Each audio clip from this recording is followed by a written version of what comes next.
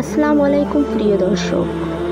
অনেকে প্রশ্ন করেছে ঘরে বিড়াল পালন করা হালাল নাকি হারাম, এবং বিড়াল পালন সম্পর্কে ইসলাম কি বলে। রাসূল সাল্লাল্লাহু আলাইহি সাল্লাম বলেছেন, বিড়াল নাপাক নয়, এটা তোমাদের আশেপাশে ঘন ঘন বিচরণকারী প্রাণী।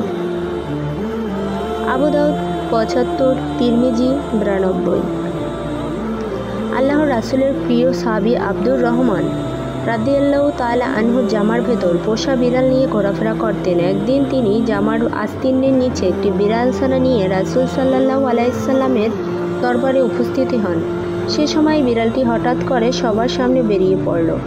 এ অবস্থা দেখে রাসূল সাল্লাল্লাহু আলাইহি সাল্লাম তাকে রসিকতা করে ইয়া আবু হুরায়রা, অর্থাৎ হে বিড়ালের পিতা বলে সম্বোধন করলেন। এরপর থেকে তিনি মূল নামের চেয়ে আবু হুরায়রা নামে খ্যাতি লাভ করেন, আর সেদিন থেকে তিনি নিজেকে আবু হুরায়রা নামে পরিচয় দিতে পছন্দ করতেন। আল্লাহর রাসূল সাল্লাল্লাহু আলাইহি সাল্লাম যখন ওযু করতেন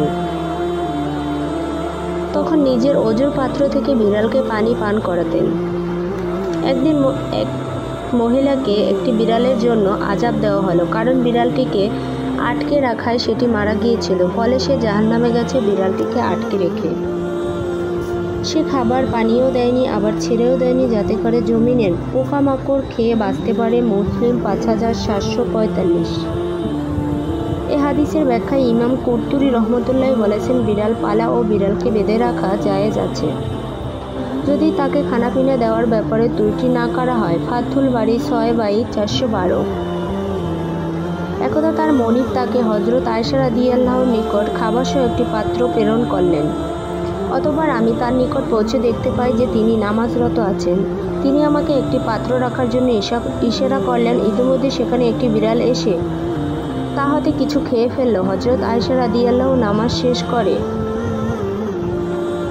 বিড়ালটি যে পাত্র হতে খেয়েছিল সেখান হতেই খেলেন এবং বললেন, নিশ্চয়ই রাসূল সাল্লাল্লাহু আলাইহি সাল্লাম বলেন, বিড়াল অপবিত্র নয়, এরা তোমাদের আশেপাশে ঘোরাফেরা করে। অতঃপর হযরত আয়েশা রাদিয়াল্লাহু আরও বলেন,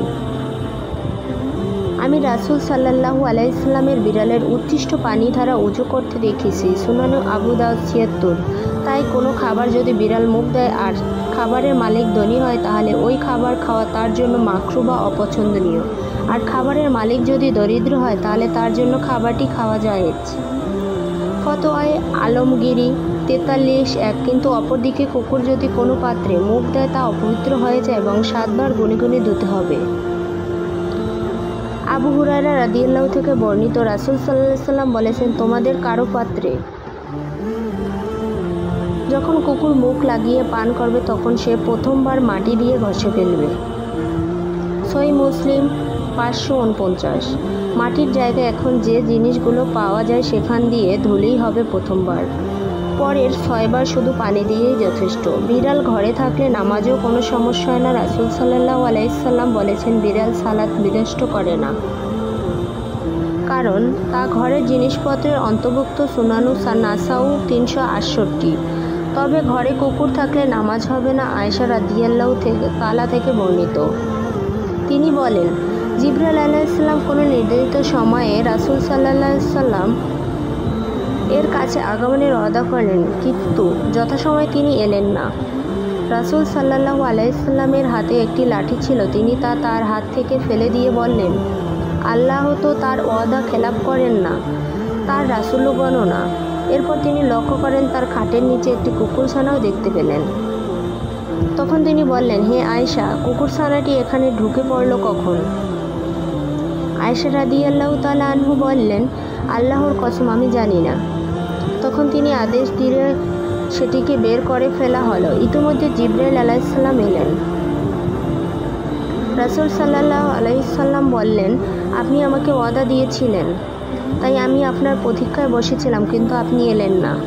তিনি বললেন, আপনার ঘরের যে কুকুরটি আমার জন্য প্রতিবন্ধক হয়েছিল, কারণ যে ঘরে কোনো প্রতিচ্ছবি কিংবা কুকুর থাকে, যে ঘরে আমরা রহমতের ফেরেশতারা প্রবেশ করি না। সহিহ মুসলিম ৫২৪৬। বিড়াল ও কুকুর নিয়ে ব্যবসা করা সম্পূর্ণ নিষিদ্ধ। বিড়াল ও কুকুর বেচাকেনা হারাম।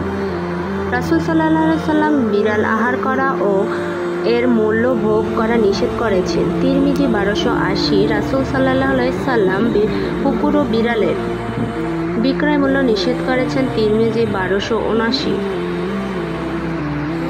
কেউ বিড়াল পালতে চাইলে আশেপাশে লাখ লাখ বিড়াল রাস্তায় পাবে, সেখান থেকেই পাবেন। এইসব বিড়ালদেরকে ঘরে জায়গা দিতে পারেন, তাদের থাকার ভালো জায়গা হবে। মিছিমিছি দামি বিড়াল কিনে অপচয় এবং পাপ কামাই কোনো দরকার নেই। সুপ্রিয় দর্শক, এই ছিল আমাদের আজকের ভিডিও ভালো লাগলে লাইক দিন, আর নিয়মিত আমাদের ভিডিও পেতে এখনই আমাদের চ্যানেলটি সাবস্ক্রাইব করে পাশে থাকাও বেল আইকনটি প্রেস করুন। এতে করে আমাদের নতুন ভিডিও ও নোটিফিকেশন ভিডিও আপলোড করা মাত্রই আপনার কাছে পৌঁছবে। আজকের মতো বিদায় নিচ্ছি, দেখা হবে অন্য কোনো ভিডিওতে। ভালো থাকবেন। ধন্যবাদ সবাইকে।